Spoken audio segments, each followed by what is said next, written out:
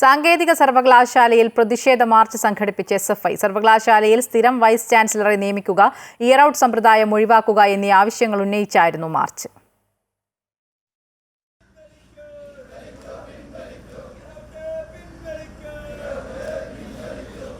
SFI സംസ്ഥാന president M Sivaprasad, secretary P S. Sanjeev എന്നിവരുടെ നേതൃത്വത്തിലായിരുന്നു പ്രതിഷേധം.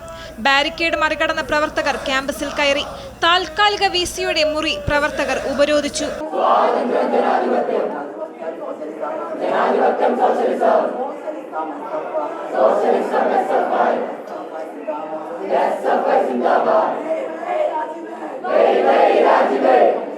വിസിയുടെ സെക്രട്ടറിയുമായി ചർച്ച നടത്തിയെന്നും താൽക്കാലിക വിസിയായ കെ ശിവപ്രസാദുമായി ഈ മാസം 13-ാം തീയതി കൂടിക്കാഴ്ച നടത്തുമെന്നും എസ്എഫ്ഐ സംസ്ഥാന സെക്രട്ടറി പി.എസ്. സഞ്ജീവ് പറഞ്ഞു. 13-ാം തീയതി ഉച്ചയ്ക്ക് 2 മണിക്ക് യോഗ തീരുമാനം, ആ യോഗത്തെ ഒന്നാമത്തെ തീരുമാനമായി എടുത്തിട്ടുള്ളത് ഈ യോഗം വിളിച്ചു ചേർക്കാനും ആ യോഗത്തെ തുടർന്ന് ഈ തീരുമാനങ്ങൾ ഞങ്ങൾ നേരത്തെ പറഞ്ഞ സെർച്ച് കമ്മിറ്റി, പുതിയ വിസി, ഈ പറഞ്ഞ രജിസ്ട്രാർ ഉൾപ്പെടെയുള്ള ഈ സർവകലാശാലയെ മുന്നോട്ട് കൊണ്ടുപോകാനുള്ള ആളുകളെ നിയമിക്കലാണ്. ഈ പറഞ്ഞ 14-ാം തീയതിക്കുള്ളിലായി എസ്8ന്റെ റീവാലുവേഷൻ റിസൾട്ട് പ്രഖ്യാപിക്കും എന്ന് സമരത്തിന്റെ ഭാഗമായി ഉറപ്പ് നൽകിയിട്ടുണ്ട്.